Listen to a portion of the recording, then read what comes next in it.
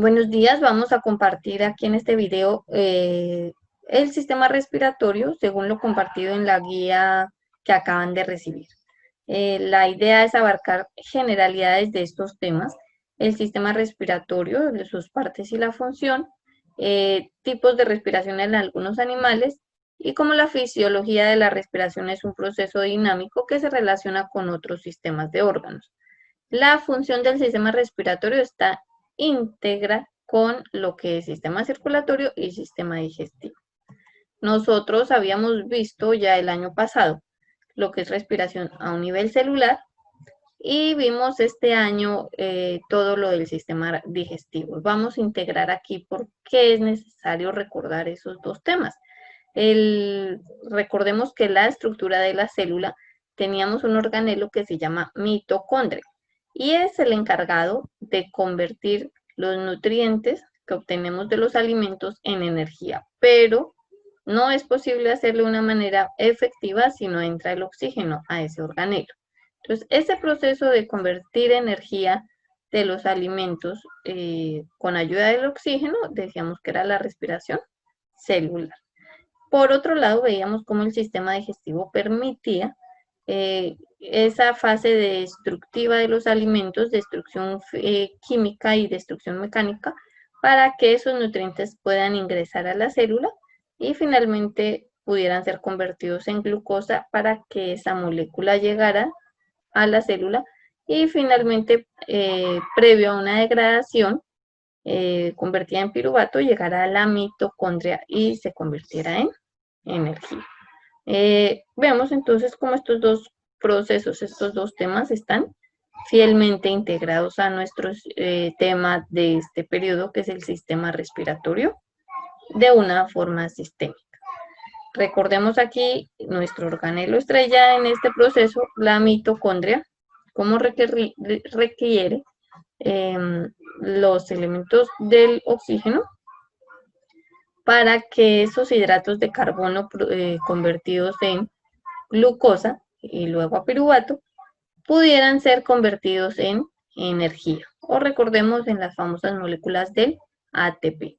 Y eso nos daba la opción de que como producto final la célula eliminara dióxido de carbono y agua.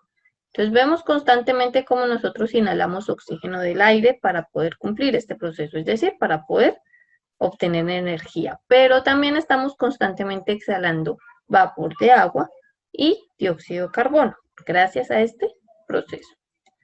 Y vemos cómo se relaciona con el sistema digestivo, pues todas estas moléculas, todos estos nutrientes, estos alimentos que se convierten en nutrientes básicamente en nuestras moléculas de alimento, que eran lípidos o las grasas, proteínas y carbohidratos, eran llevados del intestino delgado a la sangre para ser repartido a todas las células del cuerpo. Pero esa materia orgánica, esos nutrientes que entran a la célula sin el oxígeno no se pueden convertir en energía. Vemos acá cómo es el recorrido del aire para repasar cómo es nuestro sistema respiratorio. Tenemos una cavidad nasal y una cavidad oral en la cual también puede entrar el aire, porque se comunican las dos a través de un tubo elástico que es la faringe. Pero la cavidad nasal, formada por nariz, es la especializada en que entre el aire, debido a que gracias a las vellosidades y a los mocos, ese aire es filtrado y es calentado para que pueda ingresar más limpio al organismo. Luego de que ese aire es ingresado a través de la nariz, pasa por la faringe y luego a la laringe. En la laringe, recordemos, tenemos las cuerdas vocales que gracias a la vibración y al paso del aire pueden producir la voz.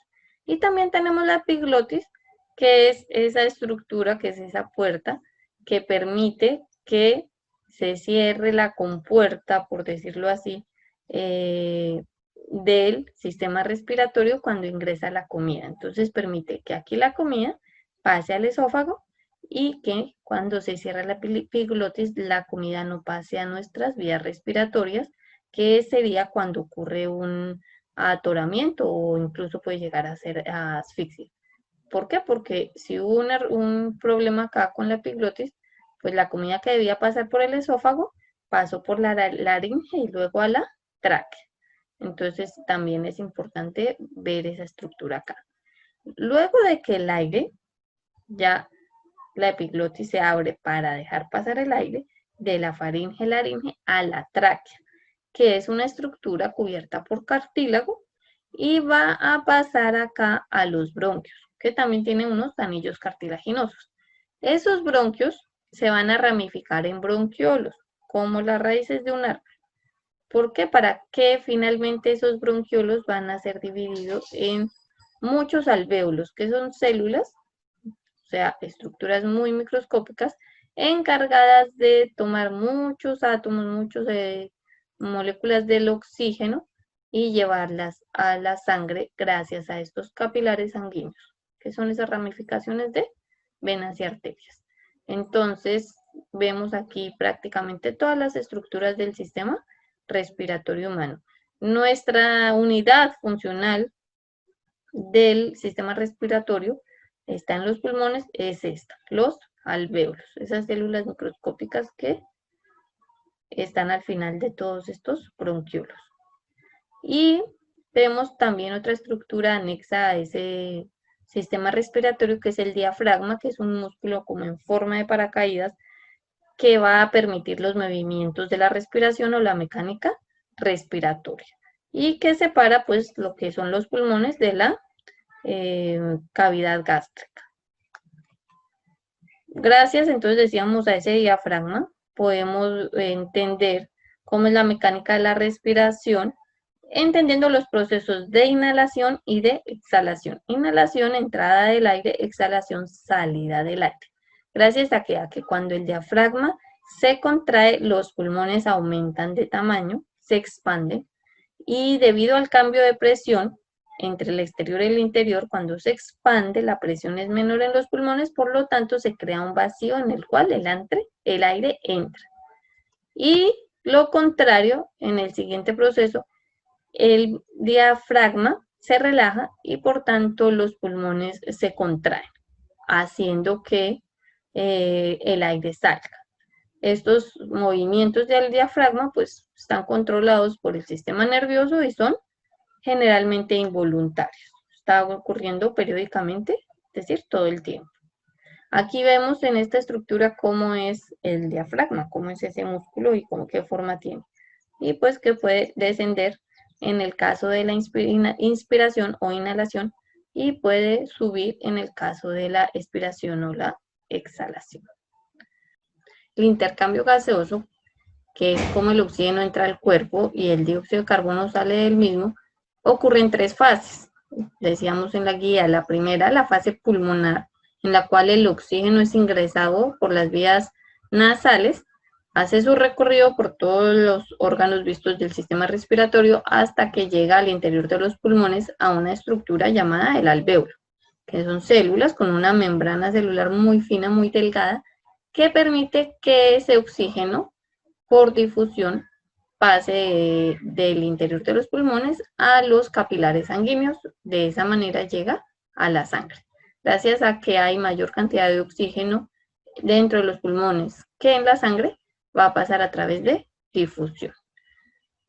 Una vez ya cumplida con esta fase, el oxígeno es entregado a la célula, entonces entramos a la fase sanguínea de la respiración. Entonces, los capilares se reúnen todos y llegan a la vena pulmonar. La vena pulmonar va a dirigir la sangre oxigenada al corazón y llega a la aurícula izquierda, en la cual el corazón distribuye, gracias a las arterias, la sangre oxigenada a todo el cuerpo, y llega ese oxígeno a las células, en el cual es utilizado, ya sabemos, para convertir el alimento en energía o los nutrientes en energía. Pero como producto de eso se obtuvo dióxido de carbono. Ese dióxido de carbono es recogido por las venas, se lleva al corazón y a través del ventrículo derecho se va por medio de la arteria pulmonar, la sangre pobre en oxígeno y rica en dióxido de carbono a los pulmones. Entonces, una vez llega a los pulmones, el pulmón se encarga de eliminar ese dióxido de carbono gracias al proceso de exhalación. Es por eso que todo el tiempo estamos inhalando oxígeno y exhalando dióxido de carbono. Y la última es la fase celular. Aunque ya lo vimos en el esquema anterior, entonces miramos acá cómo a través de la sangre los capilares entregan ese oxígeno a las células. Ya sabemos que ese oxígeno, la finalidad es que llegue a la mitocondria y pueda convertir la materia orgánica en energía. Y como producto de eso se desprende dióxido de carbono.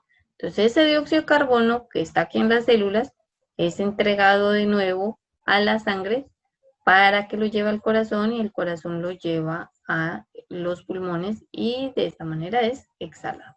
Entonces vemos cómo se integran estas tres fases, la pulmonar, la sanguínea y la celular, para que ocurra nuestro proceso de respiración, cuyo objetivo es lograr producir energía para todas las funciones de nuestro cuerpo.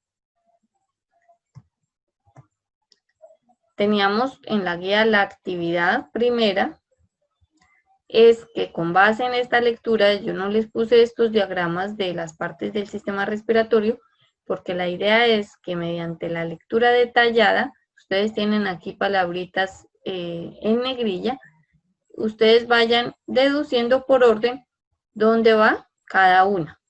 Entonces, si el recorrido del aire empieza por la cavidad nasal, después hacia dónde se dirige, luego por dónde pasa, después qué estructura se divide para llevar el oxígeno, y ya sabemos a todos los alvéolos, que son esas células encargadas de traspasar el oxígeno de los pulmones a la sangre. La idea es que con base en estos dos párrafos, ustedes logren poner las estructuras sombreadas en negrita en todos estos cuadritos. Y no más que buscar la respuesta en internet. Teníamos seguido a esto los tipos de respiración en animales, teníamos un ejercicio. Vamos a ver aquí las pistas para hacer ese ejercicio. La respiración en animales se presenta de varios modos de acuerdo a su complejidad. Estos animales que vemos acá son la medusa y las esponjas o los poríferos. Son animales muy simples que viven en el mar y ellos no tienen sistema respiratorio o algún sistema especializado en capturar el aire. Entonces, por eso el proceso de ellos se llama una respiración directa, porque pues todas las células del cuerpo del animal están especializadas en capturar el oxígeno por difusión simple, que es como hay mayor oxígeno en el medio externo que en las células, pues el oxígeno puede fácilmente penetrar a la célula a través de la membrana, ser utilizado por la célula y asimismo el dióxido de carbono es expulsado a través de toda la superficie del animal. Como vemos, no hay un pulmón, no hay una estructura, simplemente es una respiración directa en todas las partes del cuerpo del animal.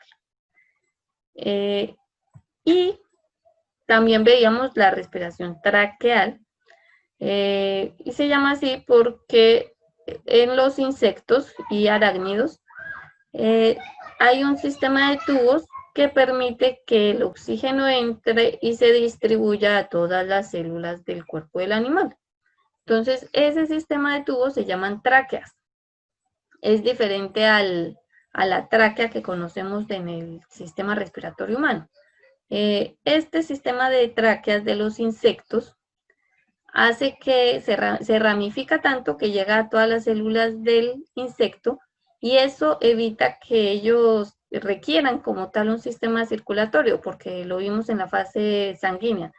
Prácticamente la función del sistema circulatorio sería transportar ese oxígeno a todas las células del cuerpo. Como aquí las tráqueas llegan a todas las células del animal, pues esa parte digamos que se omite en su sistema respiratorio. Y teníamos también la respiración cutánea, que cutánea significa a través de la piel. Se dan organismos el requisito es que tengan la piel húmeda y muy permeable, que permita pasar el oxígeno. Los casos típicos son los de la lombriz de tierra. Como se ve, esa piel es muy vascularizada, está llena de capilares cerca a la superficie, lo que permite captar el oxígeno del aire y que esas células lo puedan absorber o capturar fácilmente y llevarlo a todas las células del animal. Y en los anfibios como la rana, ellos también hacen el 90% de la respiración a través de la piel y el 10% ahí sí en los pulmones. Pero a través de la piel, gracias también a que es húmeda y ellos producen una mucosidad que los mantiene húmeda, permite que el oxígeno también se difunda fácilmente a través de la piel. Entonces, ese tipo de respiración es cutánea, que es a través de la piel. Y la respiración branquial, pues se da en animales acuáticos principalmente, como peces. Vemos el primero, las branquias acá del tiburón. Estas son unas branquias externas. Básicamente en los peces, esta estructura que es como un hueso protege las branquias que se ven en el interior, pero por ejemplo tenemos el caso de este pez en que las branquias son externas. Pero básicamente si abrimos este opérculo se verían así. ¿Y cuál es la función de esas branquias? Aumentar la superficie celular para que haya mayor cantidad de oxígeno que pueda ingresar y ser llevado a las células. Pero ahí el oxígeno no se va a capturar, como sabemos, del aire, sino se va a capturar del agua. Entonces se transporta el agua ingresa a través de la boca y el oxígeno se filtra a través de las branquias, eliminando pues el agua pobre en oxígeno y permitiendo que el oxígeno llegue a los capilares, pase de los capilares de las branquias a todas las células del cuerpo del animal. La respiración pulmonar presente en aves, en mamíferos, en reptiles, ocurre principalmente el intercambio gaseoso a través de estas estructuras de los pulmones. Las aves tienen unas modificaciones en la que aparte de los pulmones tienen unos sacos anexos que permiten también ayudar en el vuelo. Recordemos que animales como mamíferos y ballenas, animales como delfines y ballenas son mamíferos, por tanto también su sistema respiratorio es a través de pulmones y no de branquias, y ellos tienen adaptaciones para permanecer tiempo debajo del agua sin respirar. Por eso es que el orificio nasal está en la parte superior del cuerpo y no en la parte frontal, para que ellos puedan más fácilmente salir a la superficie a tomar aire. Y en los demás mamíferos, como el ser humano también, pues nuestro sistema respiratorio es como el que ya vimos, con todas las estructuras y el pulmón y los alveolos. Entonces, resumiendo, tenemos que los tipos de respiración en animales, en esponjas y corales, o también en nidarios, como la medusa, el intercambio gaseoso es a través de respiración directa por difusión, es decir, el oxígeno pasa a través de la membrana celular.